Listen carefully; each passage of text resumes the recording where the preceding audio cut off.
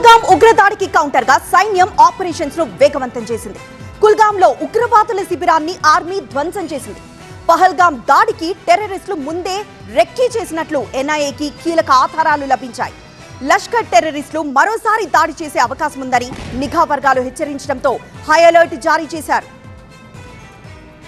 జమ్మూ కశ్మీర్లో ఉగ్రవేట కొనసాగుతోంది. పహల్గామ్లో నరమేధం సృష్టించడంతో పాటు వాళ్ల మద్దతుదారుల తాట తీసేందుకు భద్రతా బలగాలు కూంబింగ్ చేస్తున్నాయి. కుల్గాంలో ఉగ్రవాదుల స్థావరాన్ని ధ్వంసం చేశాయి భద్రతా బలగాలు. భారీగా ఆయుధాలు స్వాధీనం చేసుకున్నారు. 2 ఉగ్రవాదులను అరెస్టు చేశారు. 2 పిస్టల్స్, మందుగుండు సామాగ్రిని కూడా పట్టుకున్నారు. జమ్మూ కశ్మీర్ పోలీసులు, సిఆర్పీఎఫ్, ఆర్మీ జాయింట్ ఆపరేషన్లో ఉగ్రవాదులు పట్టుబడ్డారు.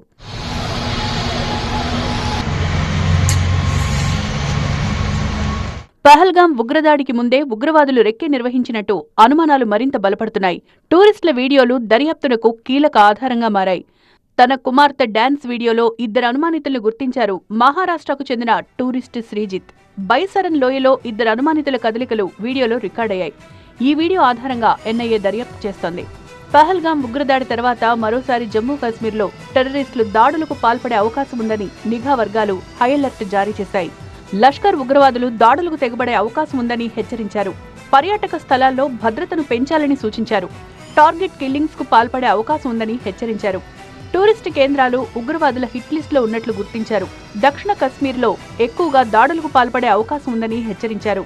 పహల్గామ్ దాడి తర్వాత అనంతనాగ్లో 175 మంది అనుమానితులను పోలీసులు అదుపులోకి తీసుకున్నారు. ఉగ్రవాదులతో వాళ్లకు సంబంధాలు ఉన్నట్లు అనుమానిస్తున్నారు.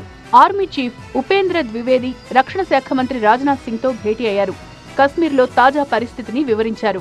కశ్మీర్ లోయలో 14 మంది లోకల్ ఉగ్రవాదులు యాక్టివ్ గా ఉన్నట్లు జాబితాను విడుదల చేశారు. వాళ్లను ఏరివేయడమే లక్ష్యంగా భద్రతా బలగాలు ఆపరేషన్ చేపట్టాయి. పుల్వామాలో ప్రతి ఇంట్లో సోదాలు చేశారు. మరోవైపు పహల్గామ్ ఉగ్రదాడిని నిరసిస్తూ దేశవ్యాప్తంగా నిరసనలు కొనసాగుతున్నాయి. బెంగళూరులో భారతీయ జనతా యువ మోర్చా భారీ ర్యాలీ నిర్వహించింది. ఎంపీ తేజస్వి సూర్య నేతృత్వంలో కాగడాల ప్రదర్శన నిర్వహించారు.